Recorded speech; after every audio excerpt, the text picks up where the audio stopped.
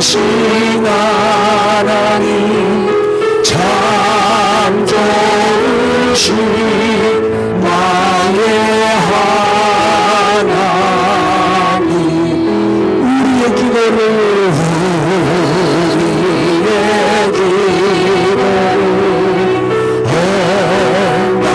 응답해 주시는 참 좋으신 나의 하나님 두 손을 가슴에 한없는 축복을 한없는 축복을 우리에게 주시는 참 좋으신 나의 하나 믿습니까? 두 손을 들고 한없는 축복을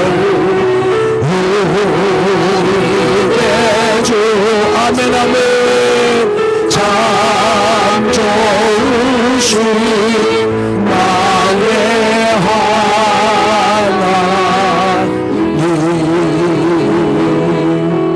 할렐루야 이렇게 될 줄로 믿습니다. 오늘은 우스갯소리 하나 해야 되겠다. 어느 아파트에서 바자회를 한다고 집에서 안 쓰는 물건은 좀 갖고 나오십시오 광고를 했어요. 방송을. 그랬더니 전부 남편을 끌고 나왔대요. 왜? 요즘 안 쓴다고, 쓸모가 없다고, 귀찮기만 하고 아무 필요가 없는 물건이니까 이거 좀 제발 좀 팔아주세요. 갖고 나왔더래. 우리 정신 차립시다. 안 그러면 우리도 이렇게 폐기 처분 당할 수가 있어요. 좋은 글이 하나 있어서 소개하겠습니다. 그 사람은 뭐 배우자일 수도 있고 부모님일 수도 있고 자녀일 수도 있고 또 우리 형제일 수도 있고 친구도일 수도 있겠죠. 그 사람이 자 읽어주세요. 시작. 그 다음에는 옳지. 그 다음에 도와주고 그 다음에 은혜는 잊지 말고 그 다음에 베푼 것은 생각하지 말고 옳지.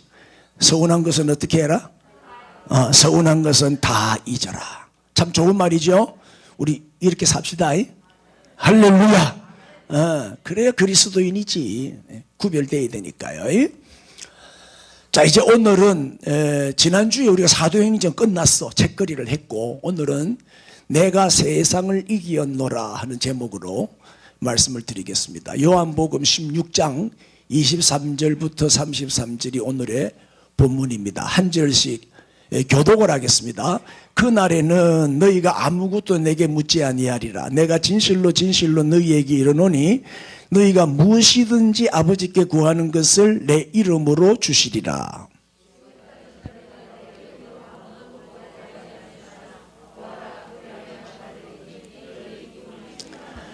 이것을 비유로 너희에게 일렀거니와 때가 이르면 다시는 비유로 너희에게 이르지 않고 아버지에 대한 것을 밝히 이르리라.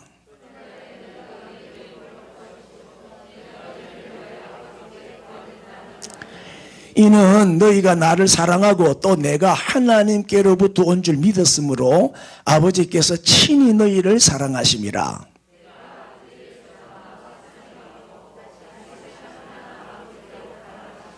제자들이 말하되 지금은 밝히 말씀하시고 아무 비유로도 하지 아니하시니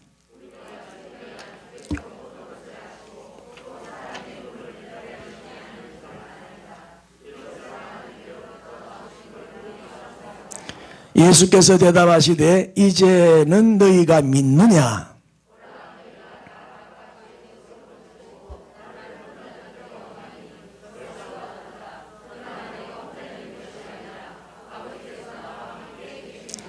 같이요.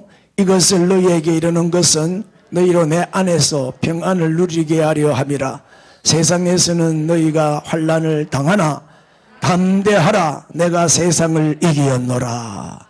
할렐루야. 내가 세상을 이기었노라. 쳐다보고 인사합시다. 우리도 세상을 이깁니다. 아멘. 그래서 오늘 그 메시지의 가장 핵심 구절은 바로 33절이에요. 이것을 너희에게 이르는 것은 너희로 내 안에서 평안을 누리게 하려 함이라. 오늘 하늘의 평강이 임할 줄로 믿습니다. 그리고 세상에서는 너희가 환난을 당하나? 당하죠. 우리가 세상에서 환난 핍박이 없다면 가짜 그리스도인일 거예요. 그죠? 우리 속에 있는 예수님이, 그죠? 우리는 예수님을 모시고 살기 때문에 우리를 미워하는 사람이 많아요. 마귀에게 속한 사람들은 다 우리를 핍박하고 힘들게 해요. 그러나 그거 두려워하면 안 돼요. 너희가 환난을 당하나? 그 다음에 담대하라. 내가 세상을 이겼다. 내가 이겼으니 너희도 이긴다. 오늘 핵심 구절인데 이 말씀이 그대로 이루어졌잖아요. 그대로. 예수님이 이제 부활 승천하신 후에 열흘 만에 보혜사 성령이 강림하셨잖아요. 마가다락방에. 그래서 태어난 게 교회예요. 최초의 교회가 예루살렘 교회죠. 그래서 이제 초대 교회 시대가 시작이 됐어요.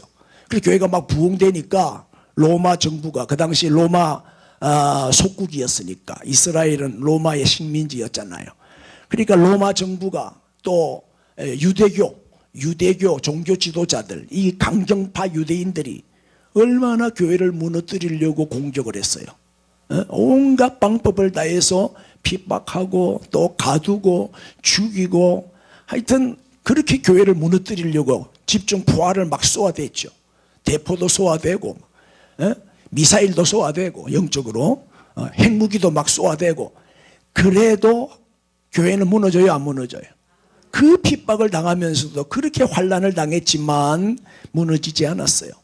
핍박을 받으면 받을수록 교회는 어떻게 됐다? 더 강하게 성장하고 더 확산이 된 거예요. 이 산불 한번 붙어놓으니 잘 안 꺼지잖아요. 이 산불을 붙었다고 내가 끈다고 막 때리면 어떻게 돼요? 더 퍼진단 말이에요. 제가 동탄에 살 때 바로 우리 아파트 옆에 애들이 불장난하고 놀다가 불을 지른 거예요. 마침 우리 집 사람하고 등산 간다고, 오후에 등산 간다고 이제 가는데 애들이 불장난을 하고 있는데 불이 막 번지는 거야. 놀래가지고 우리 둘이서 가서 껐어요. 껐는데 아무리 꺼도 발로 밟고 막 때리고 해도 이게 안 꺼지고 막 번지더라고. 마침 아파트에서 어떤 자매 한 분이 그걸 바라보고 막 고함을 지르는 거야. 그래서 내가 빨리 119에 신고 좀 하라고. 그래가지고 하고는 막 우리 둘이서 열심히 껐죠. 그래 다 꺼놓고 나니까 그제서야 왱왱왱왱 하면서 오더라고. 그래 와가지고 이제 잔불 다 이렇게 엄청나게 물을 뿌리더라고요. 혹시라도 불식이 남아있을까 싶어가지고. 그래가지고 우리 집 사람하고 표창장 받았어요. 그 아파트에 화재 진압했다고 표창장 받고 이것도 주고 상장도 주고 돈도 주더라고. 현금 안 주고 상품권 주대. 그런 일이 있었어요. 그러니까 교회는요, 핍박하면 핍박할수록 무너지는 게 아니라 더 강해져요. 더 단단해지는 거예요. 그리고 더 확산돼. 불이 번지듯이 복음이 확산되더라. 결국 어떻게 됐어요? 결국 로마는 복음의 능력 앞에 무릎을 꿇었잖아요. 그렇죠? 그리고 로마가 복음화되면서 로마가 기독교가 국교가 돼요. 그리고 이 로마를 중심으로 전 세계에 복음이 전파됐잖아요. 잠깐 그 사실을 좀 보여드릴까요?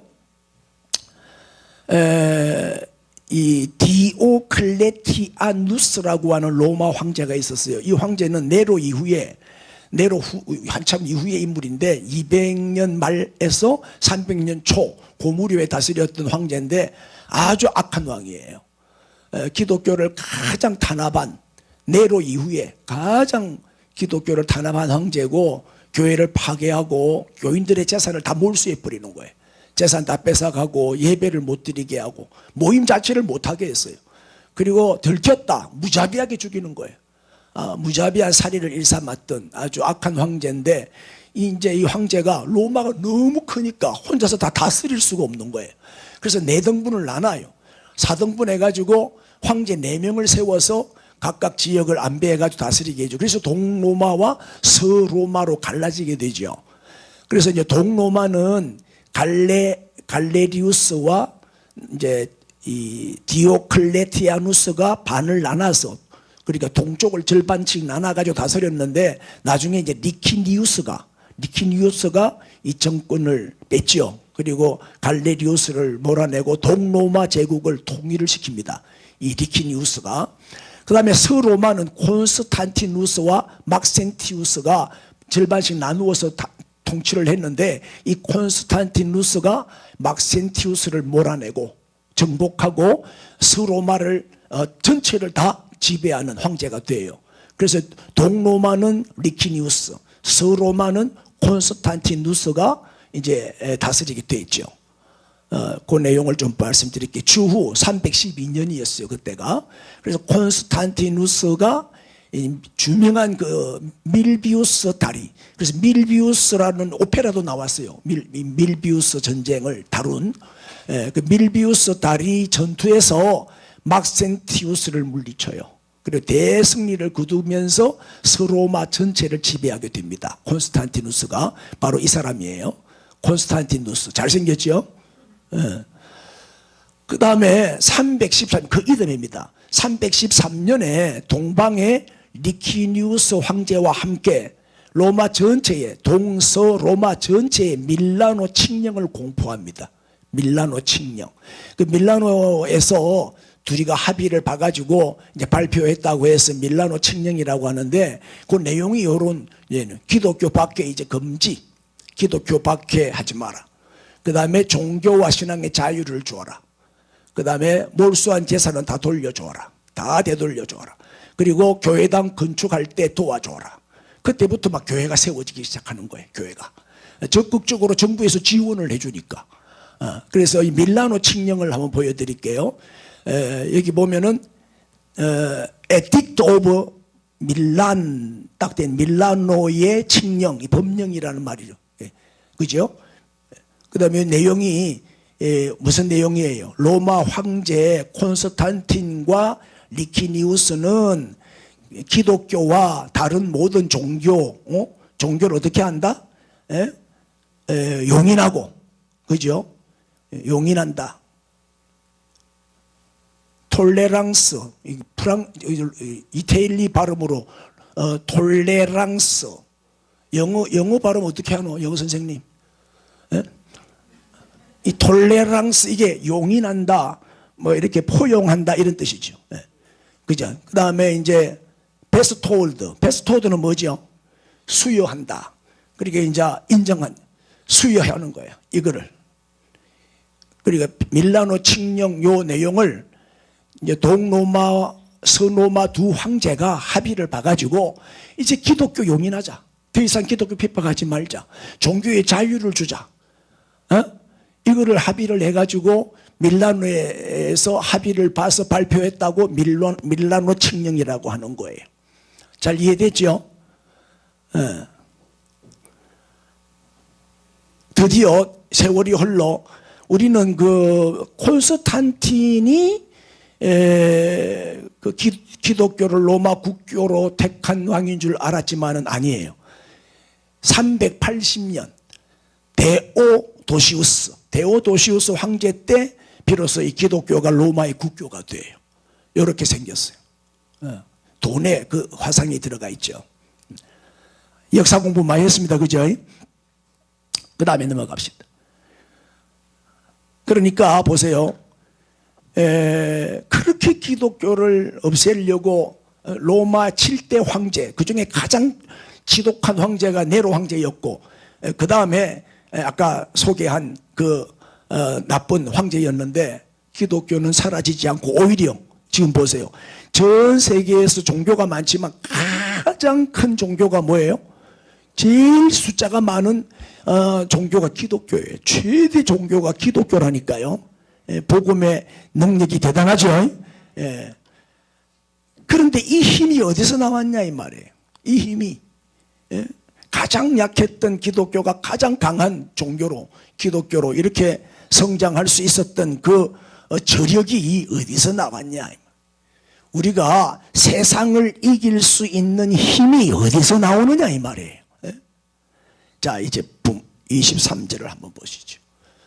읽어주세요. 시작. 내가 진실로 진실로 너희에게 이르노니 너희가 무엇이든지 아버지께 구하는 것을 내 이름으로 주시리라. 아멘. 자, 보세요. 아버지께 구하는 것을 주시리라. 하나님과 우리 사이는 이제 뭐가 된 거예요?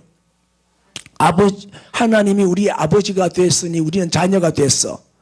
그 부자 관계가 형성됐다 그 말이잖아요. 그럼 자녀가 아버지에게 구하는 대로 무엇이든지 자녀가 아버지께 구하는 것을 내 이름으로 주시리라. 그러니까 이제 하나님 아버지께 직접 나가서, 구약시대 때는 직접 못 나갔잖아. 제사장을 통해서 나가야지. 그런데 지금은 어떻게? 예수님 때문에 직접 나가서 하나님과 교제하고 하나님을 만나고 그 다음에 하나님께 구하면 우리 하나님이 들어주신다는 거죠. 예수 그리스도를 통하여 직접 하나님 앞에 나갈 수 있게 됐다는 거예요. 여기 이제 부자 관계가 됐다는 거지. 부자 관계에는 무슨 관계다? 직접 구하는 관계. 삼자를 통할 필요가 없어요. 직접 구하는 관계예요. 그리고 부자 관계는 뭐예요? 매일 만나는 거예요. 매일 교제하는 거예요. 이렇게 하나님과의 관계가 친밀해졌다는 거죠. 그러니까 기도 응답의 약속도 그냥 단순히 구하는 것을 들어주겠다 이런 의미가 아니에요. 예수님은 이거보다 훨씬 엄청난 것을 말씀하셨는데, 자, 사실은 우리가 기도 많이 하잖아요. 예수님의 이름으로 정말 밤낮 기도하는데 구해도 응답되지 않는 기도도 있어요, 없어요? 있죠. 하나님이 도저히 들어줄 수 없는 기도가 있대요. 그게 세 가지나 있대. 하나님이 도저히 들어주실 수 없는 기도 세 가지가 뭐냐? 첫째, 과식하는 사람들 위장은 지켜주지 못한대. 과식하는 사람들의 위장은 하나님도 못 지켜준대. 그러니까 소식하면 건강하게 장수하죠. 많이 먹으면 지모가지 다 먹었기 때문에 빨리 죽습니다. 애껴 먹으세요. 사람은 자기 모가지를 다 먹어야 죽어요. 그리고 많이 먹으면 빨리 다 먹었으니까 죽는 거지. 그러니까 일본 사람들이 장수한다 그러는데 소식을 하기 때문에 장수한다 그러잖아요. 두 번째는 과로하는 사람들. 과로하는 사람들의 건강은 하나님도 못 지켜주신대. 밤낮, 그죠? 잠 안 자고 무리하고 과로해보세요. 다 쓰러지지. 제가 볼 때도 그 연세 많은 어른이 그 정필도 목사님도 과로하신 거야. 매주 집회를 다녔다고 하니까 그 연세에. 그러니까 쓰러지는 거죠. 충분히 수면을 취하고 휴식을 취해야 돼. 제가 한 주간 쉬어보니까 이제 좀 산락하네. 피곤이 싹 풀리고. 아직도 완전치 못하기 때문에 어제 밤으로 내가 끝났거든요. 가까이 오지 마세요. 그 다음에 이제 또 세 번째는 과욕. 과욕을 부리는 사람의 지갑은 하나님도 못 채워주신대. 욕심이 끝이 없는 거야. 그죠? 더. 만족이 없어. 우리는 작은 것으로 그저 자족하고 감사하며 삽시다. 오늘 살아있는 것만으로도 우리 감사하자고요. 자, 그렇다면, 자, 무엇이든지 구하면 들어주신다. 그럼 이 말은 거짓말입니까? 하나님은 무엇이든지 구하면 다 들어주신다고 했는데, 기도를 해도 응답이 안 되는, 하나님이 절대 안 들어주시는 기도 제목도 있잖아요. 그러니까 이 말은 무슨 뜻일까요? 뭐든지 구하기만 해라, 내가 다 줄게. 그렇게 해석하면 안 돼요. 예수님이 말씀하신 기도의 약속은 이제 내가 네 아버지가 되어줄게. 하나님이 우리의 아버지가 되신다는 거예요. 하나님이 우리의 아버지고 우리는 그분의 자녀가 되는 거예요. 그러면 어떻게 돼요? 삼자를 통할 필요 없어. 중보자나 뭐 제사장이나 뭐 예수님이나 다른 사람을 통할 필요 없이 내가 직접 하나님 앞에 나가서 구할 수 있는 그런 관계가 됐다 이 말이에요. 잘 이해되죠? 그것만 해도 충분하잖아요. 여러분, 아빠가 좋아요? 아빠가 벌어다 주는 돈이 좋아요? 아빠가 주는 선물이 좋아요? 아빠가 좋아요? 그렇죠. 그럼 선물 안 사줘도 아빠가 나와 함께 있는 게 더 좋죠. 아빠 필요 없어 저리 가 선물만 보내. 그게 좋아요? 아니잖아요. 우리는 하나님을 더 좋아해야지, 하나님을 더 사랑해야지, 자꾸 축복, 뭐 응답, 뭐 능력, 뭐 물질, 자꾸 그런 거 구하지 말라고. 세상적인 거, 그거는 이방인들이 구하는 것이라 그랬어요. 우리는 하나님을 구해야 돼요. 하나님이 나와 함께만 해주시면 끝나니까 다 해결되잖아요. 나는 더 하나님이 필요합니다. 하나님이 중요합니다. 하나님을 찾는 자가 되고 하나님을 구하는 자가 돼야지. 하나님 필요 없어. 돈만 주세요. 그냥 건강만 주시고 내 자녀 잘 되게 해주시고 그저 이 땅에 잘 먹고 잘 살게 해주세요. 그게 기복신앙이란 아주 잘못된 신앙이란 말이에요. 여러분 오늘 축복받으러 왔어요? 하나님 만나러 왔어요? 이제 설교가 제대로 들리네. 자, 이제 25절 보세요. 25절 시작. 이것을 비유로 너희에게 일렀거니와 때가 이르면 다시는 비유로 너희에게 이르지 않고 아버지에 대한 것을 밝히 이르리라. 자, 여기 때가 이르면 이 말은 뭐냐면 성령 강림을 말해요. 성령 강림이 하면 밝히 이르리라. 이 말은 뭐예요? 성령이 역사하면, 성령이 조명해 주시면 진리가 깨달아지고 진리를 바로 알게 되고 믿게 되는 거예요. 성령이 역사하면 밝히 드러난다는 거예요. 누가? 하나님이 내 아버지라는 사실이, 하나님이 내 아버지라는 사실이 그때 확 드러나게 되고 바로 깨달아 알게 되는 거예요. 그 성령으로 하지 않고는 아무도 예수를 주라 고백할 수 없어요. 성령이 역사하지 않는 사람은 하나님을 아버지라고 못 불러요. 하나님 여러분 아버지라고 부르세요? 잘 안 되네. 아저씨 같네. 하나님을 아버지라고 자연스럽게 부를 수 있어야 돼요.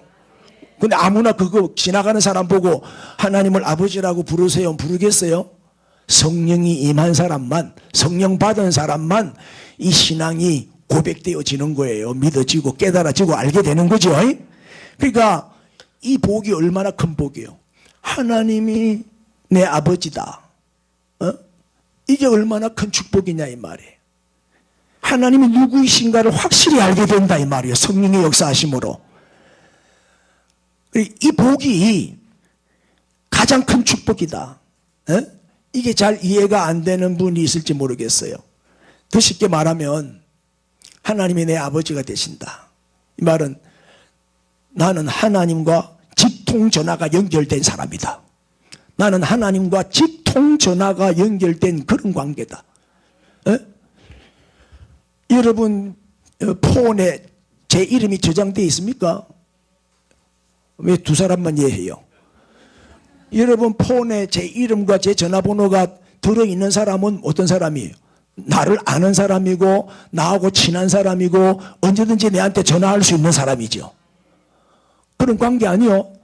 서로 전화번호를 받은 관계라면 친한 사이고 가까운 사이지. 여러분 하나님 직통 전화번호 있어요? 네? 여러분 대통령과 직통 전화가 되는 관계라면 어때요? 대단한 거죠. 여러분 저 대통령 혹시 전화번호 아세요? 모르잖아요. 대통령과 직통 전화가 가능할 정도면 굉장히 친한 거지. 그럼 전화한단 말이야. 내가 아쉬워서 전화하면 웬만하면 다 들어주잖아요. 웬만하면. 친한 친구들은 막 보증도 써주고 하잖아요. 돈도 막 빌려주고. 그래가지고 나중에 혼나고. 근데 내가 하나님과 직접 직통 전화가 된다면 이보다 더 큰 축복과 이보다 더 큰 영광이 어디 있습니까? 보세요. 정리해드리면 하나님과 직통 전화가 연결된 관계다. 자, 하나님 전화번호가 몇 번이요? 66국에 3927입니다. 이게 하나님 직통 전화번호입니다. 왜요? 66군은 신구약 성경, 그죠? 신구약 성경이 66군입니다. 39는 구약이고 27은 신약입니다. 3927.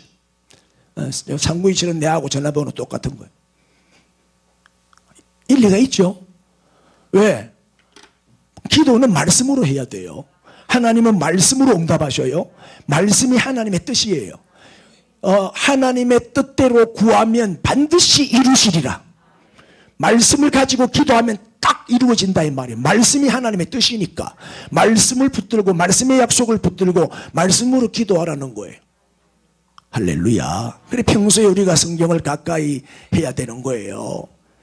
자, 예수님 당시는 그때만 해도 구약시대에 그 전통이 남아있을 때잖아요.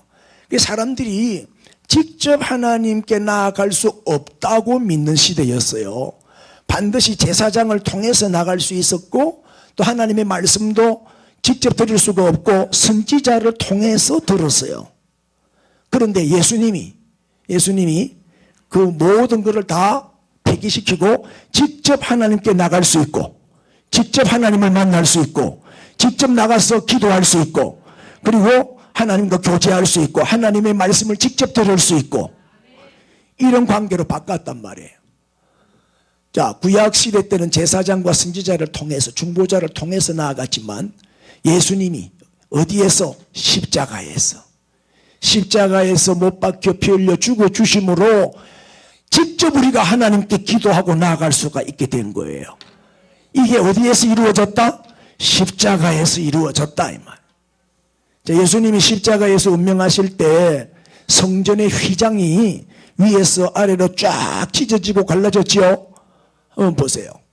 요렇게. 저게 성막인데 언제 찢어졌어요? 예수님이 십자가에서 운명하시는 그 시간에. 그러니까 오후 3시지요. 오후 3시. 오전 9시에 십자가에 못 박혀서 6시간 동안 피 흘리시고 오후 3시에 운명하셨는데 그 순간에 휘장이 쫙 찢어진 거예요. 이 휘장에 대한 얘기를 조금 해드릴게요. 휘장은 무슨 실로 짰다고요?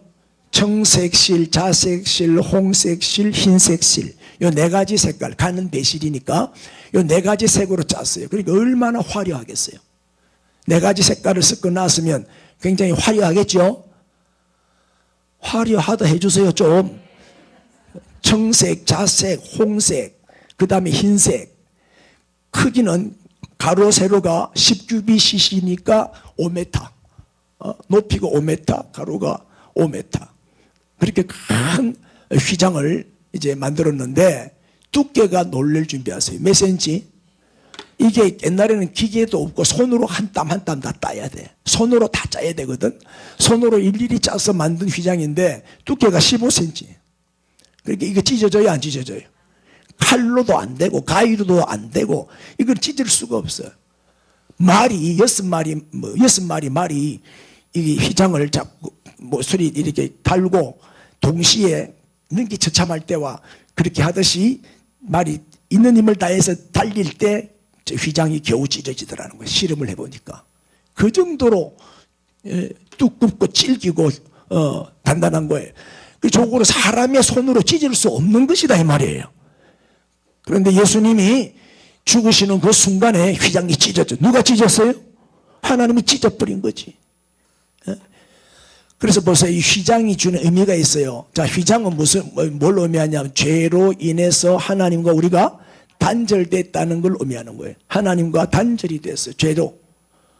죄로 말미암아 하나님께 나갈 수가 없게 됐단 말이에요.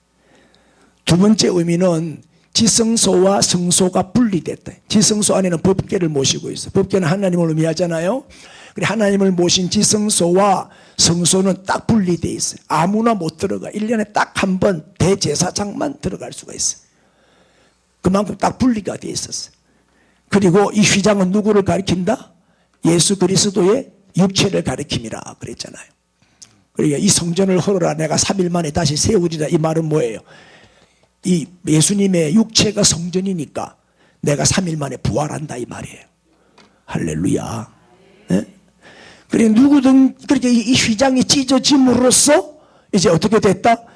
성소와 지성소의 구분이 없어졌죠. 그래서 여기 설명 조금 더 해드리면 휘장이 찢어지는 것은 바로 예수 그리스도의 죽으심을 의미한다. 그리고 성소와 지성소의 구분이 없어지고 그 다음에 하나님께 직접 나아갈 수 있는 길이 열린 거죠. 은혜의 보좌 앞에 담대하게 나아갈 수 있는 길이 열린 거예요. 지성소와 성소의 구분이 없어졌으니까. 그렇죠? 그 다음에 이것은 뭘 의미한다? 기도다. 이게 바로 기도를 의미한다. 기도의 특권이다. 누구든지 예수를 믿기만 하면 예수의 이름으로 우리는 하나님 앞에 직접 나갈 수 있고 직접 구할 수 있고 이 하나님을 만나서 교제할 수 있고 하나님의 말씀을 직접 들을 수 있고, 아멘. 날마다 만나는 관계, 직접 직통 전화가 가능한 관계, 할렐루야. 이것이 최고의 축복이다 이 말이에요. 이게 우리는 예수를 믿음으로 이 복을 받은 사람들입니다. 이제 우리는 하나님을 누구라고 불러요? 아버지라고 부르면서 담대하게 하나님 앞에 나갈 수 있는 자녀가 된 거예요. 뭐 때문에? 십자가 때문에. 이게 십자가의 공로다 이 말이에요. 예수님의 십자가 때문에. 이 십자가가 죄의 담을 무너뜨려 주셨기 때문에, 하나님과 우리 사이에 가로막힌 죄의 담을 무너뜨려 주셨기 때문에 이제 더 이상 막힘이 없어요. 누구도 이제 가로막을 수가 없어요. 하나님의 사랑에서 끊을 자가 없다 그랬어요. 이제 하나님은 이제 우리의 아버지고 우리는 그분의 자녀가 됐다. 그러므로 언제든지 우리는 직접 나가서 구할 수가 있게 됐다. 이게 기도의 특권이고 기도의 축복이라는 거예요. 이제 자녀가 아버지께 구하듯이 우리 하나님 아버지께 구하면 다 들어주시고 응답해 주십니다. 자, 예수님의 십자가로 우리는 죄를 사함받았고 또 하나님의 자녀가 되었으니까 언제든지 어디서든지 좋아요. 하나님은 안 계신 곳이 없으니까, 무소부재하신 분이니까 하나님 앞에 담대히 나갈 수가 있게 됐다 이 말이에요. 그러니까 예수 믿는 자가 누리는 가장 큰 복이 뭐냐? 하나님 아버지께 직접 기도할 수 있게 된 거예요. 직접 나갈 수 있게 된 거예요. 오늘 본문에 보면 중요한 단어가, 계속 강조되는 중요한 단어가 아버지예요. 아버지라는 말이 오늘 본문에만 6번 나와요. 자, 하나님은 우리의 무엇이다? 아버지다. 인사합시다. 하나님의 자녀가 되신 것을 축하합니다. 자, 이 아버지의 사랑이 어떤 사랑인지 좀 봅시다. 이분이 누구냐면 경남 산청의 출신인데 박찬석 씨라고, 지금 나이가 꽤 많이 들었어. 이제 할아버지가 됐는데 너무 가난한 그 소장농에 자랐는데 이제 초등학교를 졸업하고 이제 국민학교지 그때 졸업하고 중학교를 가야 되는데 산청, 저 시골 산청에서 그 아버지가 일자 무식군인 아버지가 아들 공부를 시켜야 된다 이래서 이제 중학교를 대구로 보낸 거예요. 유학을 보낸 거지. 그 당시에는 유학 간 거예요. 대구로 유학을 보냈는데, 자, 이분이 어떤 분인지 먼저 소개한 다음에 좀 설명할게요. 경남 산청 출신이고 경북대 학사 석사, 미국 하와이대에서 박사 받고 와가지고 중학교 1학년 때 나오네. 순서대로 합시다. 중학교 1학년 때 이제 대구에 유학을 보내놨더니 너무 공부가 하기 싫어가지고 농땡이를 쳤더니 시험을 쳤는데 1학년 이제 학기 말 시험을 쳤는데 꽁지발이를 한 거라. 68명 중에 68등. 그런데 자기 아버지가 그 가난한 소장농을 해가지고 이 풀칠을 하기도 힘드는 형편 가운데서도 중학교를 보내주고 공부 열심히 하라고 그렇게 생활비도 보내주고 하는 아버지한테 너무 미안해가지고, 옛날에는 잉크로 다 썼잖아, 잉크. 그래가지고 잉크는 물묻히가 닦아내면 지워져. 그래가지고 이제 싹 지웠어. 지워가지고 68등을 몇 등으로 고쳤어요? 1등으로 고쳤어요. 68명 중에서 1등으로 이제 성적표를 위조를 해가지고 이제 아버지한테 보여준 거야. 그래, 아버지는 이제 뭐 일자무식군이니까 잘 모르잖아. 그러니까 아버지, 내가 1등 하고 왔습니다 하고 성적표를 딱 보여주니까 너무 좋아서, 그때 그 전 재산이 돼지 한 마리였대. 1호 재산이 돼지 한 마리인데 이 돼지를 잡아가지고 잔치를 벌린 거야. 동네 사람들 다 초청해가지고. 그래가지고 뭐 친척이니 동네 사람들 모아가지고 이제 아들 자랑하고 싶어가지고 그 돼지를 잡아서 잔치를 하는데 기가 막히는 거야. 괴로워서 미치는 거지. 너무 창피하고 부끄러워서 도망을 쳤대요. 도망을 쳤는데 그때 충격을 받고 난 다음부터 내가 정말 위조한 1등이 아니라 진짜 1등이 돼야지. 그렇게 이를 악물고 열심히 그때부터 공부를 시작했대요. 열심히 공부를 한 결과 17년 후에 경북대학교 지리학과 교수가 된 거예요. 대단하죠? 그리고 나중에 인정을 받아서 13대, 14대 경북대학교 총장을 지낸 아주 성공한 인물이 됐어요. 대학 총장 아무나 되는 거 아니잖아요. 뿐만 아니라 열린우리당 제17대 출마해가 국회의원에도 당선이 됐어요. 국회의원도 하고 정치도 하고 교수도 하고 지리학자인데 학자이면서 정치가였어요. 그래가지고 이제 너무 괴로워서 45세 때 자기 아들이 중학교 입학할 때 자기 생각이 난 거야. 내 아들이 중학교 입학할 때쯤 되니까 자기가 아버지한테 거짓말한 게 걸려가지고 고백을 했어요. 아버지, 사실은 내가 중학교 1학년 때 1등한 게 아니고 꽁지발이었습니다. 내가 1등으로 위조를 했습니다. 아버지 용서해 주세요. 이제 그때 갔어야 이제 이실직고를 한 거예요. 그랬더니 아버지가 괜찮다. 다 알고 있었다네. 그만해라. 이제 네 아들 들을라. 손자가 들을라. 나 네가 속인 줄 내 다 알고 그래도 내가 그래 했다. 아버지는 알면서도 모른 척 해준 거예요. 이게 아버지의 사랑이죠. 이 사랑은 덮어주는 게 사랑입니다. 허물을 자꾸 까발리고 뒷조사하고 이러면 안 돼요. 그냥 알면서도 모른 척, 들었으면서도 안 들은 척, 봤으면서도 못 본 척 덮어주는 거예요. 이게 사랑이거든요. 이 자식의 그 위조한 성적을 알고도 돼지를 잡아가지고 잔치를 열어준 그 부모님, 이게 부모님의 마음이거든요. 이게 부모님의 사랑이란 말이에요. 이게 이제 박찬석 경북대 총장의 이야기인데 보세요. 육신의 아버지도 이렇게 사랑해요. 내일이 사랑이잖아. 육신의 아버지 사랑도 이 정도라니까요. 그렇다면 우리 하나님 아버지의 사랑은 여기에 비할 수가 있습니까? 우리는 하나님 아버지의 사랑을 받는 자녀들이니까 얼마나 더 행복한 사람이냐 이 말이에요. 우리는 정말 축복받은 사람이지요. 하나님은 우리를 어떻게 사랑하신다고요? 오늘 본문 27절에 보니까 이는 너희가 나를 사랑하고 내가 하나님께로부터 온 줄 믿었으므로 시작. 아버지께서 친히 너희를 사랑하신다. 친히 사랑하신다. 누굴 시키지 않고 뭐 갖다 줘라 심부름 시키는 게 아니야. 직접 갖다 주고 직접 친히 사랑하시느니라. 여러분 아버지가 계셔도 멀리 떨어져 있으면은 뭐 무슨 도움이 되겠어요? 별로 힘이 안 되지. 그러나 우리 하나님 아버지는 멀리 계신 하나님이 아니에요. 1년에 한두 번 명절 때마다 찾아뵙는 그런 아버지가 아니라니까요.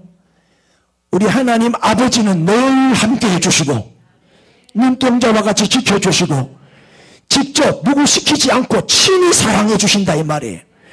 여러분 어린아이가 아빠와 손을 딱 잡고 있는 동안에는 두려울 게 없죠. 골목대장도 두렵지 않죠. 불안도 걱정도 염려도 없지요. 우리도 마찬가지예요. 하나님의 손을 꼭 잡고 하나님이 우리와 함께 하시는데 하나님이 늘 우리와 동행해 주시는데 뭐가 두려워요? 기도는 뭐다? 하나님과 함께 하는 것이 기도다.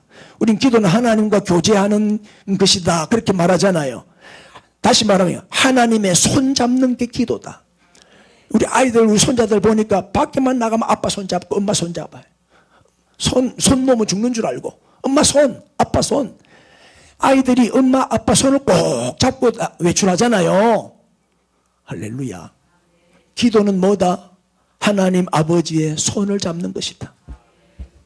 쳐다보고 그래도 기도 안 할래? 시작. 기도해야 되겠죠? 그래서 기도가 힘이고 기도가 능력이다 이 말이에요. 자, 하나님과 우리 사이에는 무슨 전화가 개통돼 있어요? 직통전화. 이거 자꾸 사용하세요. 비싼 돈 주고 산 폰 왜 안 써요? 여러분 폰 얼마나 많이 활용합니까? 비싸게 돈 주고 산 만큼 활용을 잘하지요. 젊은 사람들은 뭐 폰 가지고 별거 다 하잖아요. 오늘 여러분의 직통 전화가 고장이 난 분이 있다면 오늘 고치세요. 다시 기도를 시작하면 됩니다. 배터리 충전해가지고 다시 기도를 시작하십시오. 자, 예수님이 오늘 말씀하신 기도의 약속, 무엇이든지 구하는 대로 다 이루어주겠다. 구하는 대로 무엇이든지 다 이루어주겠다. 그런 글자 그대로의 뜻이 아니라니까요. 하나님이 안 들어주시는 것도 많아요. 맞죠? 여러분들 원하는 대로 안 해준다고 막 때를 써다가 울면서 화가 나가지고 울면서 잠든 아이가 있어요. 이 아이는 불행한 아이요, 행복한 아이요? 빨리 대답해야지. 불행한 아이요? 비록 화가 나서 울면서 잠은 들었지만 이 아이는 행복한 아이죠. 왜요? 때를 쓸 수 있는 아빠가 있기 때문이에요. 때를 쓸 수 있는 아빠가 있다는 게 이게 얼마나 큰 축복입니까? 그 아빠는 그 아이를 막 때를 쓰는 그 아이에게 못 사주는 그 아빠의 마음도 얼마나 아파요. 다음에 더 좋은 거 사줄게. 다음에 더 좋은 거 사줄게. 아빠가 돈이 없어 그렇다. 속으로 그렇게 말할 거 아니에요. 그래 우리 하나님은 뭐예요? 전능하신 하나님이에요. 다 주실 수 있어요. 여러분 부모가 있는 자녀와 부모가 없는 자녀의 차이가 뭐예요? 병원에 갔어요. 고아이죠. 고아. 부모가 없는 고아들은요 주사 맞을 때 울까요 안 울까요? 안 웁니다. 우리 아이들은 병원에 가면 막 울지요. 왜? 엄마 아빠가 있으니까 우는 거예요. 때를 쓸 수 있는 대상이 있으니까 막 엄살도 부리고 울고 불고 그러는 거예요. 그래 고아들은요 아무리 아파도 참아요. 안 울어요. 이유가 뭐죠? 달래줄 부모가 없잖아요. 내가 울면 달래줄 사람이 있다는 거, 이게 얼마나 큰 축복이에요. 근데 달래줄 부모가 없으니까 안 우는 거예요. 아이가 아빠에게 해달라는 대로 다 해주는 아빠는 세상에 아무도 없어요. 그건 안 돼. 그것도 응답이에요. 그건 안 돼. 그것도 응답이라니까요. 자, 여러분 사진을 놓고 아빠 사진을 놓고 아빠 이거 해줘 저거 해줘. 그러면 응답이 올까요 안 올까요? 안 와. 직접 가서 아빠한테 가서 얼굴을 보고 눈을 마주치면서 아빠 이거 해줘 저거 해줘 하면 해주지. 맞습니까?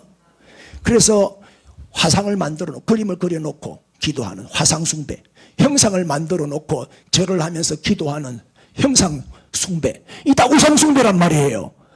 그림이 응답을 해줄 수 있어요? 그 동상이 응답을 해줄 수 있어요? 직접 하나님께 가서 달라고 해야지. 직접 하나님 앞에 나가서 직접 가서 구하세요. 그럼 하나님의 응답이 와요. 예스 아니면 노 응답이 온다니까요. 그래서 기도의 복은 구하는 대로 이루어지는 것이 아니라 하나님께서 내 모든 삶의 문제 속에 나와 함께 하시는 것이다 이 말이에요. 하나님이 나와 함께 하신다면 안 돼도 돼. 나는 상관없어. 충분하죠? 충분해요. 아이가 아빠와 함께 있으면 충분한 거예요. 장난감 안 사줘도, 아빠가 장난감 안 사줘도 아빠가 나와 함께 있는 것이 더 행복한 거예요. 좋은 옷 없어도, 좋은 장난감 없어도 아빠가 있다는 것만으로도 얼마나 축복이고 행복한 거냐. 그렇다면 여러분도 행복하시지요? 비록 가난하게 살아도 불평 없지요? 불만 없지요? 하나님이 내 아버지고 나와 함께 하시는데. 그래서 기도는 하나님과 함께 하는 것이다. 하나님의 손을 잡는 것이다. 하나님께 직통 전화 거는 것이다. 아멘 아멘. 그럼 쉬지 말고 기도하라 무슨 뜻이에요? 어떻게 24시간 기도만 하고 앉아 있을 수 있어요? 일을 해야 되는데. 쉬지 말고 기도하라 이 말은 무슨 뜻일까요? 항상 하나님과 함께 해라 그 말이에요. 항상 하나님과 함께 해라. 여러분 또 정리해드리면 기도의 복은 뭐다? 하나님과 함께하는 것이다. 그 다음에 쉬지 말고 기도하라는 뜻은 무슨 뜻이다? 하나님과 항상 함께하라는 뜻이다. 우리가 기도하면 금방금방 해결되면 좋지만 기도하면 할수록 더 어려워지고 문제가 더 커지는 경우도 많아요. 그런 경험 해보셨어요? 자, 대표적인 예로 요셉입니다. 요셉은 정말 신앙이 좋은 사람이잖아요. 그런데 형들에게 미움을 받아가지고 버림을 받아요. 웅덩이에 빠져요. 형들에게 버림을 받은 거예요. 웅덩이에 빠졌어요. 설상가상으로 노예에게 팔렸어요. 노예로 팔렸어요. 애굽 상인에게. 노예로 팔려갖고 보디발의 집에 들어가서 종살이를 해요. 요셉은 어릴 때부터 채색 옷을 입고 일을 안 해봤어요. 아버지 야곱의 편애를 받았기 때문에. 형들은 나가서 양도 치고 뭐 노가다도 했지만 요셉은 양도 치본 적도 없고 노가다 해본 적도 없고 뭐 집안일을 해본 적도 없어. 그저 아버지 앞에서 그저 재롱이나 부리고 까까옷이나 입고 색동 옷이나 입고 호요시겠잖아요. 그런데 노예가 됐어. 얼마나 힘들었겠어요. 일 체질도 아닌데. 거기다가 보디발 아내의 누명을 뒤집어 쓰고는 억울하게 죄수가 돼서 감옥에 갇혔어요. 가면 갈수록 더 큰 문제, 더 큰 어려움이 오는 거예요. 감옥도 1, 2년도 아니요. 13년이나 억울하게 감옥살이를 했다니까요. 그러면 요셉은 얼마나 기도했겠어요. 요셉은 얼마나 하나님을 잘 섬긴 사람이니까 얼마나 많이 기도했겠어요. 그런데 기도하면 해결이 되는 게 아니라 더 큰 어려움이 오는 거예요. 더 큰 위기가 오는 거예요. 그러나 성경은 뭐라고 말하죠? 하나님이 요셉과 함께 하심으로 요셉이 형통한 자가 되었더라. 그리고 웅덩이에 빠졌을 때도 하나님은 함께 하셨어요. 만약에 거기 물이 있었으면 빠져 죽었지. 물이 없었어. 하나님이 함께 하신 거죠. 노예 생활할 때도 종살이 할 때도 하나님은 함께 하셨어요. 그래서 인정을 받아서 가정 총무까지 올라가죠. 감옥에 갇혔을 때도 하나님은 함께 하셨어요. 그래서 간수왕 일을 그 감옥의 모든 사무 재반 행정을 다 받잖아요.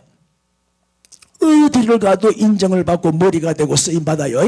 결국 나중에 전화위복의 하나님, 애굽의 총리가 되죠. 할렐루야.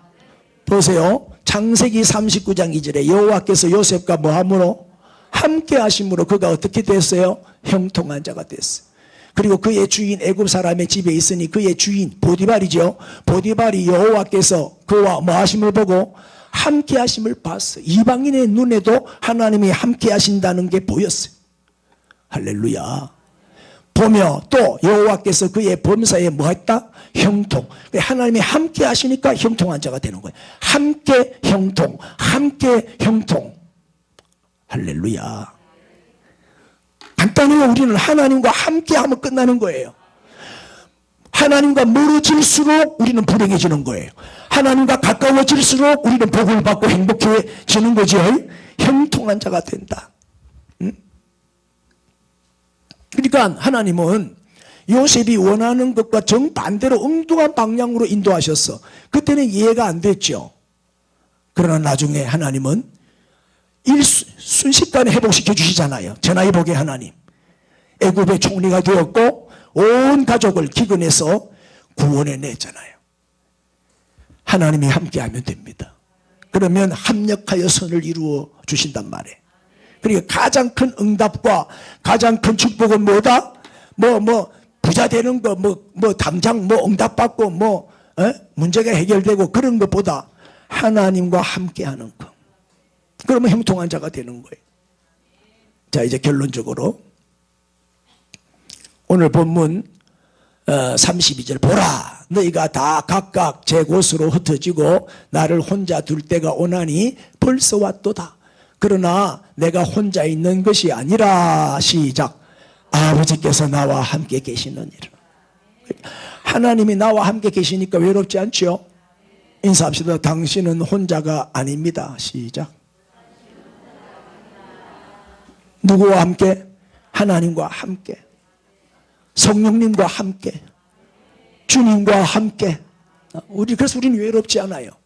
33절 이것을 너희에게 이르는 것은 너희로 내 안에 뭘 준다? 평안을 누리게 하려 함이라. 세상에서는 너희가 환난을 당하나 담대하라. 시작. 내가 세상을 이기었노라. 아멘. 여러분, 예수님께서 그 십자가의 길을 당당하게 걸어갈 수 있었던 힘이 어디서 왔어요? 어디서? 하나님이 나와 함께 계시느니라. 보세요. 다 흩어지고 나를 혼자 둘 때가 되었나니. 제자들도 배신하고 다 떠나요. 다 떠났는데 얼마나 외롭고 힘들겠어요. 그러나 내가 혼자 있는 것이 아니라 아버지께서 나와 함께 계시느니라. 그래서 가장 큰 축복은 하나님이 나와 함께 하시는 임마누엘의 축복입니다. 그럼 언제 하나님이 함께 하시죠? 우리가 기도할 때, 우리가 무릎을 꿇을 때. 여러분, 교회는 무릎으로 세워집니다. 무릎으로 세워지는 게 교회입니다. 기도 안 하는 교회는 무너집니다. 기도하는 교회는 세워집니다. 예? 기도할 때 주님은 함께 하신다 이 말이에요. 아니, 하나님이 함께 해주시면 다른 거 뭐 필요가 있어요? 하나님이 함께 해주시면 다 해결되는 거지. 뭐가 걱정해? 두려움도 없죠? 예? 기도할 수 있는데 왜 걱정하세요? 기도할 수 있는데 왜 포기하세요? 기도할 수 있는데 왜 절망하느냐 이 말이에요. 예? 내가 세상을 이기었노라. 평안을 누리게 되고 담대하게 세상을 이기게 되는 거예요. 예? 할렐루야. 자, 이제 결론입니다. 세상을 이기는 비결은 뭐다? 옳지, 하나님과 함께하는 거예요. 그럼 하나님과 함께하는 비결은 뭐다? 기도다 이 말이에요. 인사합시다. 기도하면 됩니다. 우리 하나님 앞에 정말 엎드리는, 겸손하게 무릎 꿇는 그런 자가 된다면 우리를 통해서 놀라운 역사가 일어나고 기적이 일어날 줄 믿습니다. 여러분도 기도의 특권, 하나님이 우리에게 주신 기도의 무기, 이걸 땅에 묻어두지 말고 사용을 하세요. 사용을. 그래서 기쁨이 충만하게 되고 평안이 넘치게 되고 담대하게 되고 넉넉히 세상을 이기는 백전백승에 승리하는 신앙생활을 하게 될 줄로 믿습니다. 인사합시다. 기도하면 이깁니다. 기도하면 기쁨이 충만해집니다. 기도하면 평강이 임합니다. 따라요. 기도하면 담대해집니다. 아멘. 기도할 때 하나님은 함께 하시고 하나님의 도와주심으로 승리하게 되는 거예요. 여러분, 기도의 무릎이 강해지기를 우리 주님의 이름으로 축원합니다. 우리 주여 크게 한번 부르고 통성으로 오늘 주신 말씀 붙들고 기도의 능력을 달라고, 기도의 영을 부어달라고 기도합시다. 주여, 주여.